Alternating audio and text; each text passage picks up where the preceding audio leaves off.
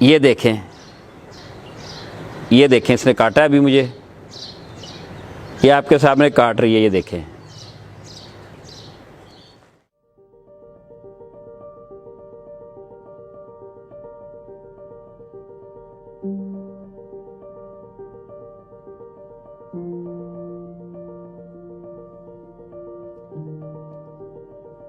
السلام علیکم ویورز، آج آپ کو چھپکلیوں کے بارے میں، لیزرڈز کے بارے میں کچھ معلومات دینے کی کوشش کرتے ہیں۔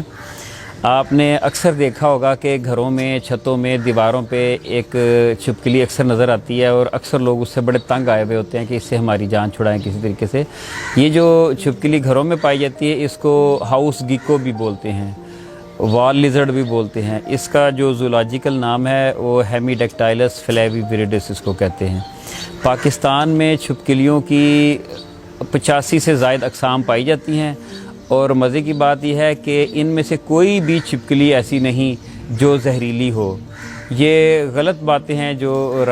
رواج پا گئی ہیں یا مشہور ہو گئی ہیں کہ چھپکلی میں بہت زہر ہوتا ہے۔ اس چھپکلی کی ایک خاص بات یہ ہے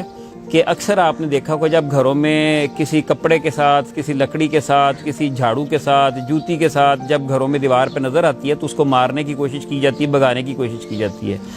جیسے کوئی جوتی یا کوئی چیز کسی چیز کے ساتھ اس کو ہٹ کرتے ہیں تو اس کی دم علیحدہ ہو جاتی ہے اور نیچے گر کے ایسے تڑپنا شروع کر دیتی ہے اور چھپکلی نکل جاتی ہے۔ یہ جو فنامنا ہے یہ صرف گیکوز میں پایا جاتا ہے، اور بھی ہاؤس گیکو جو ہے خاص طور پہ اس میں، کہ اس کی جو یہ دم ہے،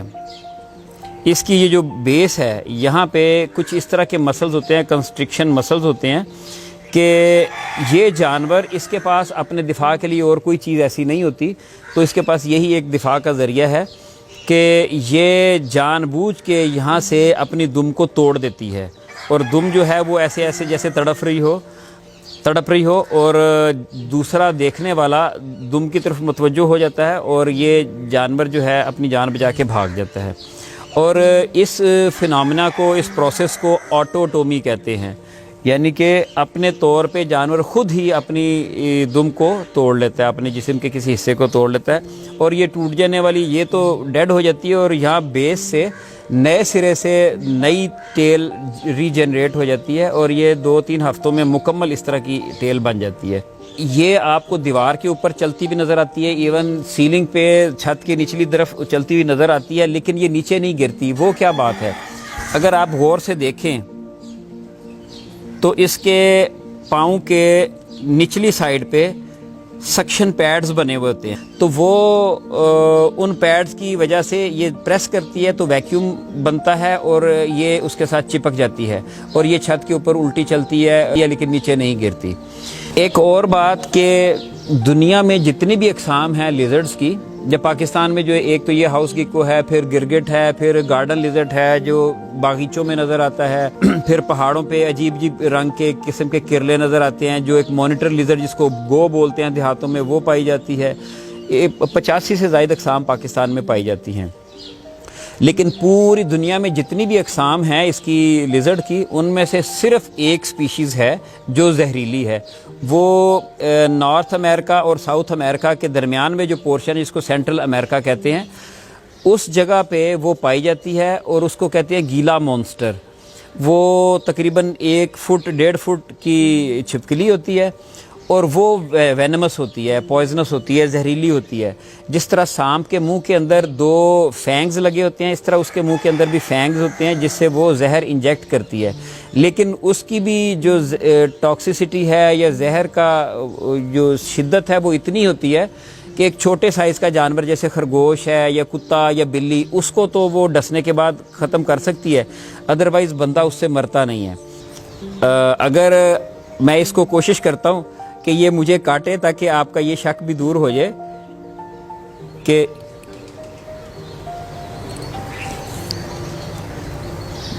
کہ آپ کو دکھاؤں کہ یہ کاٹ لے تو کچھ بھی نہیں ہوتا۔ یہ دیکھیں اس نے کاٹا ہے ابھی مجھے، یہ آپ کے سامنے کاٹ رہی ہے، یہ دیکھیں۔ تو اس میں کوئی ایسی بات نہیں ہے۔ اس کے باریک باریک چھوٹے چھوٹے نکیلے دانت ہوتے ہیں، یہ انسیکٹس کھاتی ہے، گھروں میں یہ جو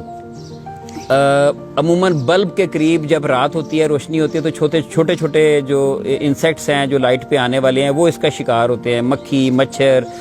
چھوٹے چھوٹے پروانے، وہ یہ کھاتی ہے، تو بالکل زہریلی نہیں ہے۔ یہ دیکھیں، یہ دیکھیں مجھے کاٹ رہی ہے۔ تو جن لوگوں کے ذہن میں ہے نا کہ یہ زہریلی ہوتی ہیں اور اس کے بارے میں کئی من گھڑت کہانیاں ادھر ادھر افواہوں کی صورت میں پھیلاتے ہیں، وہ اس طرح نہ کیا کریں، اس میں کوئی ایسی بات نہیں ہے۔ دوسرے ممالک میں، جاپان میں، امریکہ میں کچھ جگہوں پہ لوگ اس کو پالتے ہیں۔ ہمارے ہاں لوگ طوطے پالتے ہیں، تیتر پالتے ہیں، کبوتر پالتے ہیں، وہ اس طرح کی لیزرڈز اور سنیکس اور کچھوے اور اس طرح کی چیزیں، ریپٹائلز پالتے ہیں۔ تو اگر بایولوجیکل پوائنٹ آف ویو سے دیکھا جائے تو کوئی بھی اسپیشیز ایسی نہیں جس کا قدرت نے کوئی نہ کوئی سسٹم کے اندر رول نہیں رکھا ہوا۔ ہمارے گھروں کے اندر شام کے بعد ایسے زہریلے کیڑے پتنگے، مکھیاں، مچھر آ جاتے ہیں روشنی کی وجہ سے، وہ اس کی خوراک بنتے ہیں۔ تو یہ گھروں میں آ کے ان بیماریاں پھیلانے والے، جراثیم پھیلانے والے جو حشرات ہیں چھوٹے چھوٹے، ان کو کھاتی ہے اور ہمیں بہت ساری بیماریوں سے محفوظ رکھتی ہے۔